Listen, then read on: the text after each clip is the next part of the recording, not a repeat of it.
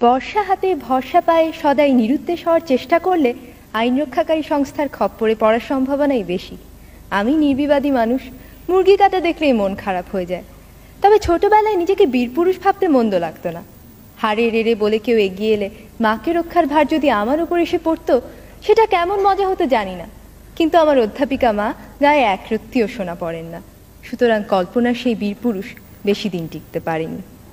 তবে ভীতু ভদ্রলোক হওয়ার যে বিপদ আছে সেটাও খুব অল্প বয়সেই জানা হয়ে গেছে। বান্ধবী এসে একদিন বলল, এসো আমরা আমাদের সবচেয়ে প্রিয় জিনিস বদলা বদলি করি। আমার চমৎকার বিদেশি ছবি আঁকা পেন্সিল বাক্সটা গেল, বিনিময়ে পেলাম তার পরিত্যক্ত রাবার। শুনে সবাই হেসে বলল, একটু চালাক চতুর হতে হয়।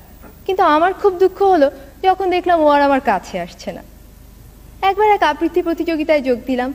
কাছ থেকে সংস্কৃতি অঙ্গনে সব পরিচিত তারকাদের দেখে চমকিত হলাম, কিন্তু আমার পালা আসার সঙ্গে সঙ্গে শুরু হলো তাদের চা খাওয়ার পর্ব। কারো আর প্রতিযোগীর দিকে দৃষ্টি নেই। এত দুঃখ হলো, কয়েক মুহূর্তের জন্য বেদুইন হয়ে যাওয়ার ইচ্ছে হয়েছিল হয়তো। পরে ভাবলাম, তারকারাও তো রক্ত মাংসেরই মানুষ। বেচারা জন লেনন তো খ্যাপা ভক্তের হাতে প্রাণই দিয়ে দিলেন। সুতরাং তারকা হওয়ার স্বপ্নও বাদ। কিন্তু একটা প্রতিযোগিতা কিছুতেই এড়ানো যায় না। অনেক খাটুনির পরও পরীক্ষার হলে বসে মনে হচ্ছিল বড় নড়বড়ে পরীক্ষার্থীর আসনটা, যে কোনো অপ্রত্যাশিত ব্যাপারই ঘটে যেতে পারে।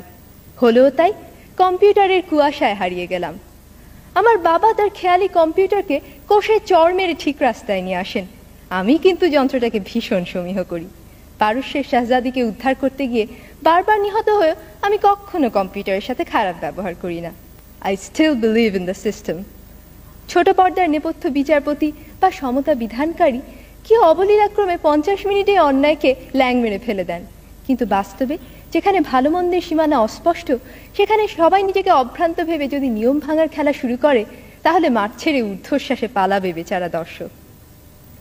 ইহার চেয়ে হতেম যদি না, আমি তো ভালোই আছি একটা ভীতু সাধারণ মেয়ে হিসেবে।